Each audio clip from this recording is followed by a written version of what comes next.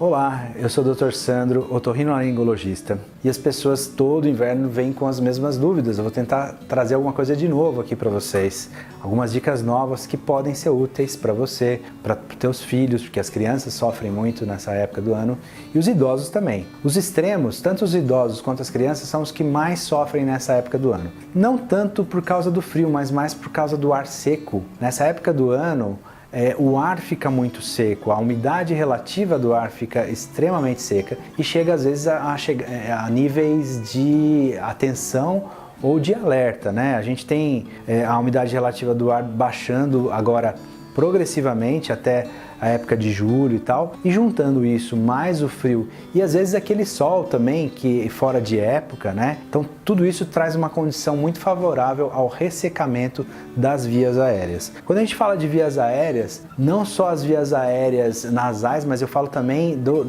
da via lacrimal, dos olhos, da vista, porque é tudo mucosa, e são todas mucosas que dependem de hidratação. Então, até antes de falar do nariz, vou lembrar um pouco dos olhos, não é minha especialidade, eu não sou oftalmo, mas nunca é demais lembrar que hidratar com um colírio neutro ou soro fisiológico, nessa época do ano, hidratar as vistas pode ser bastante importante, e porque também essa é a época de mais incidência de conjuntivites, porque essa também é uma época muito comum de conjuntivite, porque a conjuntiva, toda a mucosa da região oftálmica, ela também fica mais ressecada. Então é importante sim lembrar das vistas, tentar hidratar. Eu acho que os oftalmos também estão de acordo comigo. Agora, falando da nossa área, né? Otorrino, o que eu vou fazer? Meu nariz está extremamente seco, a minha garganta está seca, é uma sensação terrível nessa época do ano. Bom, em primeiro lugar, eu acho que o mais básico é se hidratar, né, gente? A gente vive falando disso, mas eu acho que nunca é demais falar, porque às vezes mesmo nós mesmos profissionais da saúde, a gente peca nisso, né? A gente esquece de deixar uma garrafinha d'água do lado onde você está trabalhando, você que é professora e fala bastante também e perde muito líquido quando você está falando, deixa uma garrafinha de água, não esquece. Tá? Porque é bastante importante. Para o nariz, você pode estar usando sempre o soro fisiológico. O soro fisiológico ele é sempre bem-vindo, porque ele se assemelha muito à mucosa natural do nariz. Então você não tem contraindicações usando o soro fisiológico e pode ser usado à vontade. Isso vai evitar, às vezes, que o seu nariz venha a sangrar.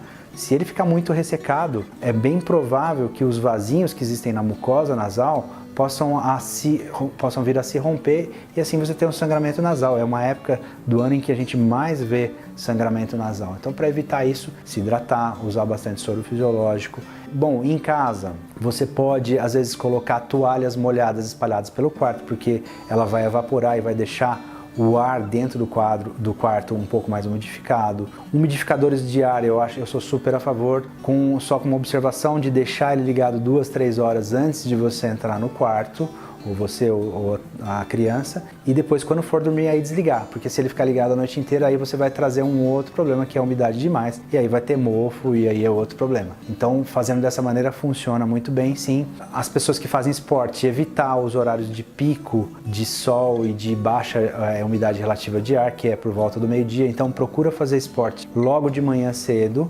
depois das 10, 11 horas evitar e depois só voltar depois das 4 horas, que é quando a umidade relativa do ar volta a ficar um pouco melhor. Então evita esse horário das 10, 11 da manhã até as 3, 4 da tarde, que é quando a umidade relativa do ar vai estar muito baixa. E se você for tentar fazer um esforço físico extenuante nesse período, é bem provável que você possa ter uma crise de bronquite, de broncoespasmo por causa disso. Então evita, tá?